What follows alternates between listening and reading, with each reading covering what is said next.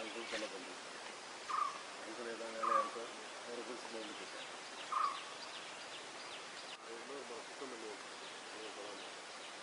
அதோட கிழிக்கிறதுக்கு கீழே போட்டு சுற்றி போடுறது செடி கொடி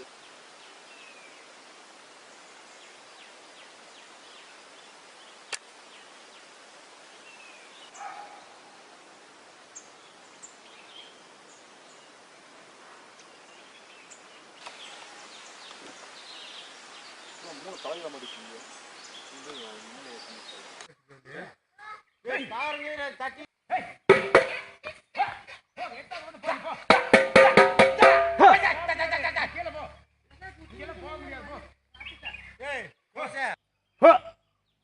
என்ன ராமர் முனி வராரு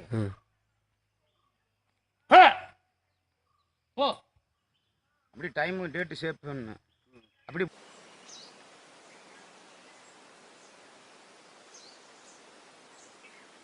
காமராஜபுரத்தில் குடியிருக்கிறேன்.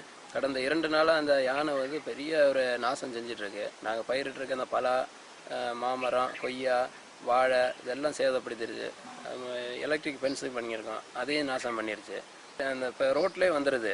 ரோட்டில் வந்து அந்த பள்ளிக்கு இதில் குழந்தைங்க அவங்கெல்லாம் ரொம்ப பயப்பட்டு ஸ்கூலுக்கு போக முடியாமல் ஆயிடுது.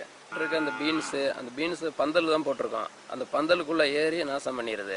அது கட்டணும்னா ஒவ்வொரு டைம் கட்டணும்னா 1 வாரம் வேலை ஆயிடுது. அது எங்களுக்கு ரொம்ப ஒரு சிரமமாக இருக்குது.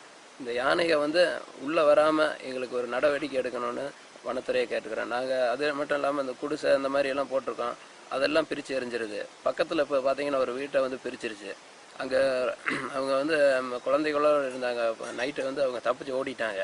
இல்லாட்டினா அவங்கள நைட்டு காலி பண்ணியிருக்கோம். நாங்கள் நீ என்ன தான் பண்ணுறதுன்னு தெரில. வனத்துறையினர் வந்து இந்த யானையை வந்து நிரந்தரமாக காட்டுக்குள்ளே விரட்டுறதுக்கு நடவடிக்கை எடுக்கணும். ஏன்னா நான் இங்கே வேலைக்கு வந்து வேலை பார்த்துட்டு இருக்கேன். டெய்லி காட்டு யானை வந்து இங்கே அட்டகாசம், பெரிய அட்டகாசம். ரோட்டில் யாரையும் போட மாட்டேங்குது, அதிகமாக இரட்டுது. நேற்றுலாம் வந்து இரட்டிடுச்சு, பார்த்து இரட்டி கொடுக்கணும். இங்கே வனத்துறையில் வந்து அதிகமாக பார்க்க மாட்டாங்க, சொன்னாலும் கேட்க மாட்டாங்க. பிள்ளைங்க ரோட்டில் போகலாம், கடைக்கு போகலாம், யாரும் போக முடியல. ரொம்ப அச்சமாக இருக்குது, இரட்டுது. வனத்துறையில் வந்து இந்த யானையை இரட்டி கொடுக்க வேண்டும்.